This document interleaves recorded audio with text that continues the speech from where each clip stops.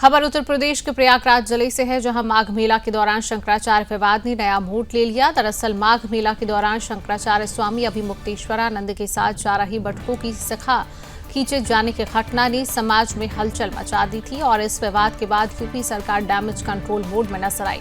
इसी क्रम में यूपी के डिप्टी सीएम ब्रजेश पाठक ने गुरुवार की सुबह लखनऊ स्थित अपने सरकारी आवास पर 101 बटुकों को बुलाकर उनका सम्मान किया।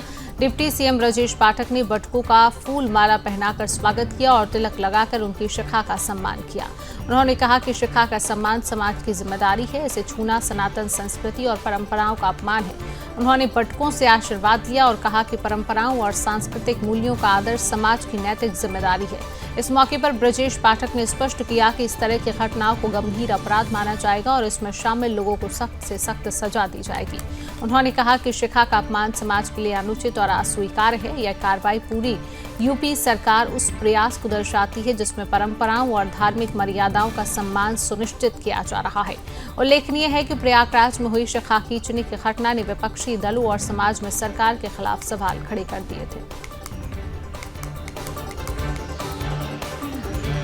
श्यामजी मिश्रा सत्य सनातन महासभा का अध्यक्ष हूँ। हमारे जो यशस्वी उप मुख्यमंत्री ब्रजेश पाठक जी हैं, वो एक ऐसे पहले प्रथम नेता हुए हैं जिन्होंने सदन के अंदर ब्राह्मणों के पक्ष को रखा।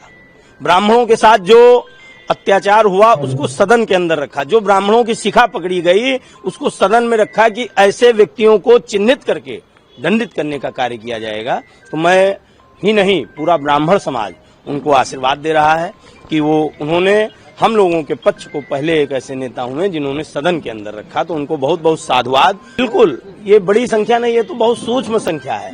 हम लोग तो हर जगह जगह माननीय ब्रजेश पाठक जी को सम्मान करने के लिए उपस्थित होंगे और इनका जगह जगह सम्मान किया जाएगा, क्योंकि इन्होंने ब्राह्मणों के पक्ष को, एकदम ब्राह्मण है तो उसकी पक्ष को इन्होंने बहुत ही गंभीरता के साथ सदन के अंदर रखा।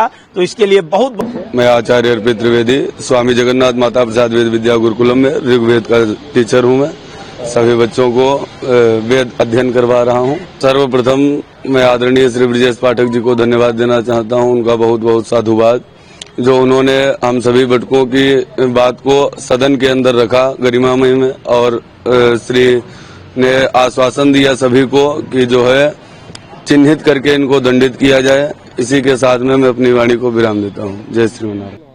ओम शंकरं शंकराचार्यं केशवं वादरायणं श्रोत्रभाष्यकृतो वंदे भगवन्तो पुनः पुनः। मेरा नाम शौर्य दीक्षित है। मैं स्वामी श्री रणदास वेद विद्यापीठ का छात्र हूँ। प्रयाग माघ मेला में जो साधु संतों के साथ, ब्राह्मणों के साथ जो अपराध हुआ, जो उनकी शिखा चोटी खींची गई, उनको दंडित किया गया, वे बहुत सी सख्त अपराध है। इस सनातन धर्म में जो आज सृष्टि है वो ब्राह्मणों की ही कृपा है।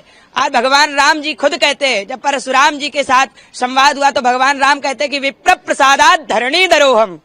विप्र की ही प्रसाद है जो मेरा धरण, मतलब धरणी मतलब माँ, मैंने जिस धरणी से जन्म लिया वो विप्र का ही प्रसाद था। भगवान जब श्रृंगी ऋषि द्वारा वशिष्ठ जी ने यज्ञ कराया तो उसके बाद जो प्रसाद दिया उसी से राम जी का जन्म हुआ। तो कहते विप्र प्रसादात धरणी धरोहम विप्र प्रसादात कमलावरोहम। विप्र का विश्वामित्र जी का ही प्रसाद था जो सीता जैसी कमल स्वरूपा माता का वर्ण